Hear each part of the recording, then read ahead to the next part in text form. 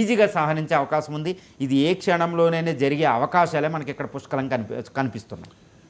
ఎంజీరావు గారు, భారత్ సపోర్ట్ అయితే రష్యాకు ఉన్నట్లుగా స్పష్టంగా కనిపిస్తోంది. కానీ దీని మీద, ఈ వైఖరి మీద, భారత్ తీసుకున్న వైఖరి మీద నాటో దేశాలు తీవ్ర అభ్యంతరం వ్యక్తం చేస్తూ ఉన్నాయి. నాటో సెక్రటరీ మార్క్ రుట్టే కూడా భారత్కు సీరియస్ వార్నింగ్ ఇచ్చారు. సో భారత్ నుంచి రియాక్షన్, రెస్పాన్స్ ఏ రకంగా ఉండే అవకాశం ఉందంటే? ఇక్కడ చాలా ఆసక్తికర పరిణామం ఏంటంటేనండి, ఈ నాటో ఈ సెక్రటరీ జనరల్ మార్క్ రుట్టే నిన్న వాషింగ్టన్ డీసీలో ట్రంప్ని కలిసిన తర్వాత ఇండియాకి భయంకరమైన వార్నింగ్ ఇచ్చారు. ఆ వార్నింగ్ ఏంటంటే ఇండియా, చైనా, బ్రెజిల్ కూడా ఆయన వార్నింగ్ ఇచ్చారు. మీరు రష్యా నుంచి ఆయిల్ ఎక్కువ దిగుమతి చేసుకుని ఇదే కొనసాగిస్తే ఈ నాటో దేశాలంటే EU కూటమి భారతదేశం మీద 100% టారిఫ్లు విధిస్తుంది అని చాలా భయంకరమైన వార్నింగ్ ఇచ్చారండి. మరి ఇప్పుడు ఇండియా పరిస్థితి ఏంటి? అక్కడ అమెరికా కూడా మేము 10% టారిఫ్లు విధిస్తాం, మీరు రష్యా ఆయిల్ తెచ్చుకుంటే అంటున్నారు. నాటో దేశాలు కూడా 100% టారిఫ్లు. అంటే EU అనేది చాలా అతిపెద్ద వాణిజ్య భాగస్వామి ఇండియాకి. EU ఇండియాల మధ్య ట్రేడ్ డీల్ కుదిరింది, దగ్గరలో ఉంది. ఇది ట్రేడ్ డీల్ సక్సెస్ అయ్యేటట్టు ఉంది. ఈ క్షణంలో నాటో దేశాలు ఇండియాకు వార్నింగ్ ఇస్తే ఇండియా మీద ప్రభావం ఉంటుందా అనేది మనం చూడాలి.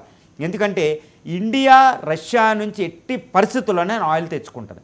అది EU దేశాలు ఒకప్పుడు ఈ క్రిటిసిజం చేస్తే Indian foreign minister S Jaishankar గారు భయంకరమైన చెప్పుతో కొట్టిన సమాధానం ఇచ్చారు. అదేంటంటే మా ఇండియా 101.4 బిలియన్ పాపులేషన్, 20% హ్యుమానిటీ ఉంటుంది, మానవులు ఉన్నాం భారతదేశంలో, పేదరికం ఎక్కువ ఉంది, వృద్ధి పదం ఉంది, దీనికోసం మా ఆయిల్ సప్లై ఎక్కడ చౌకగా దొరికితే అక్కడ నుంచి తెచ్చుకుంటాం, అదంతే.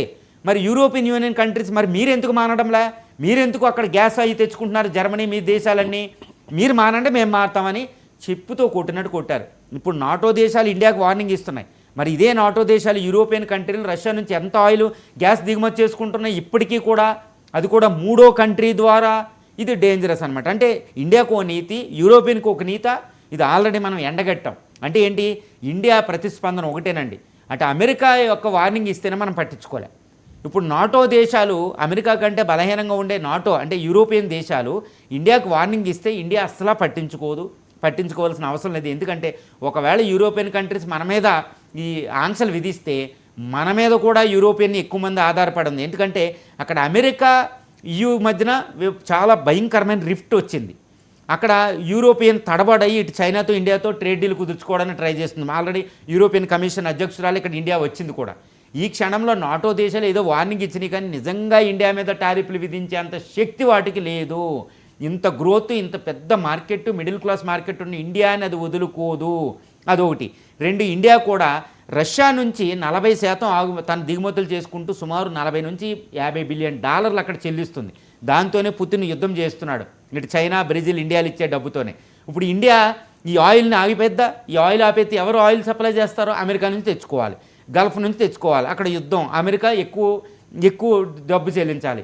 ఇప్పుడు $70 ఉన్న బ్యారెల్ కాస్ట్, 180 లీటర్ల బ్యారెల్ పెట్రోలియం కాస్టు 150 బ్యారెల్కి వెళ్ళిపోతుంది. ఇండియాలో ద్రవ్యోల్బలం పెరుగుతుంది, మనం ఆర్థిక వృద్ధి పడిపోతుంది. అంటే ఇది ఒక పెద్ద కుట్ర అనమాట.